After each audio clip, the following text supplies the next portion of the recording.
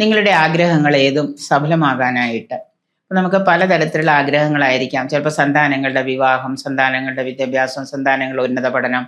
ചിലപ്പോൾ നമുക്ക് തന്നെ പല ആഗ്രഹങ്ങളുണ്ടാകാം. നമ്മുടെ ആഗ്രഹങ്ങളൊക്കെ സഫലീകൃതമാവാനായിട്ട് കുറച്ച് ദിവസം നമ്മളൊന്ന് മനസ്സ് വെച്ചാൽ മതി. 41 ദിവസം 108 ഒരു ഞാൻ ഈ പറയുന്ന ശ്ലോകങ്ങൾ കണ്ടുപിടിച്ച് അത് ജപിക്കുകയാണെങ്കിൽ നമ്മുടെ ആഗ്രഹങ്ങളൊക്കെ സഫലീകൃതമാവും. 41 ദിവസം വ്രതാനുഷ്ഠാനത്തോടു കൂടി വേണം നമ്മൾ ഈ മന്ത്രങ്ങൾ, ഈ ജപങ്ങളൊക്കെ നമ്മൾ ചെയ്യാനായി, സ്വായത്തമാക്കാനായിട്ട്. ദേവി മഹാത്മ്യത്തിലെ 4-ാം അധ്യായത്തിലെ 17-ാമത്തെ ശ്ലോകം. അപ്പൊ നിങ്ങൾ ചെയ്യേണ്ടതെന്ന് വെച്ചാൽ ദേവി മഹാത്മ്യം ബുക്ക് വാങ്ങിക്കുക. ചെറിയൊരു കൈബുക്ക് കിട്ടും, ദേവി മഹാത്മ്യം. ആരുടെയും ബുക്കിൽ നിന്ന് കണ്ട് പേന കൊണ്ട് എഴുതിയിട്ടൊന്നും അത് പാരായണം ചെയ്യാൻ പാടില്ല. ബുക്ക് തന്നെ വാങ്ങിക്കുക, പ്രിന്റഡ് ബുക്ക് തന്നെ വാങ്ങിക്കുക.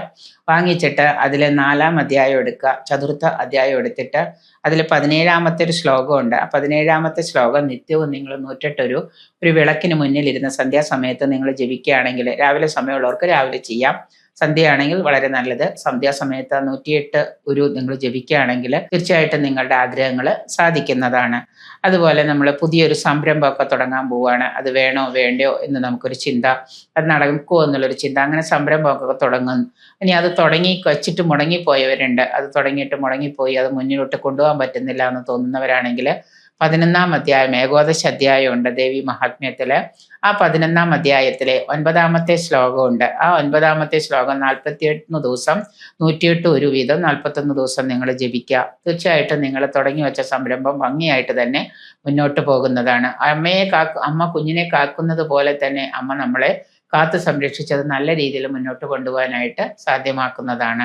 അതുപോലെ ഇപ്പം നിങ്ങൾ പറയാറുണ്ട്, ചിലവർ പറയാറുണ്ട്, ഞങ്ങളുടെ വീട്ടിൽ ആഭിചാരം ബാധിച്ചിട്ടുണ്ട്, ഞങ്ങൾക്ക് ശത്രുദോഷമുണ്ട്. ഇങ്ങനെ ആഭിചാരം ബാധിച്ചു, ശത്രുദോഷമുണ്ട് എന്നുള്ള തോന്നലുകൾ നിങ്ങളെ ബുദ്ധിമുട്ടിക്കുന്നുണ്ട്, അജ്ഞാത ശത്രുക്കൾ നിങ്ങളെ ബുദ്ധിമുട്ടിക്കുന്നുണ്ടെന്ന തോന്നലുകൾ ഉണ്ടെങ്കിൽ ഐശ്വര്യം വരാനും അവ അകന്നു പോകുവാനുമായിട്ട്, നമ്മുടെ ശത്രു ആരാണോ അവരെ അകത്തി വിടാനായിട്ട്, ദൂരെ മാറി പോവാനായിട്ട് 11-ാം ഏകോദശ അധ്യായത്തിലെ 11-ാം അധ്യായത്തിലെ 11-ാം ശ്ലോകം 41 ദിവസം 108 പാരായണം ചെയ്യുക.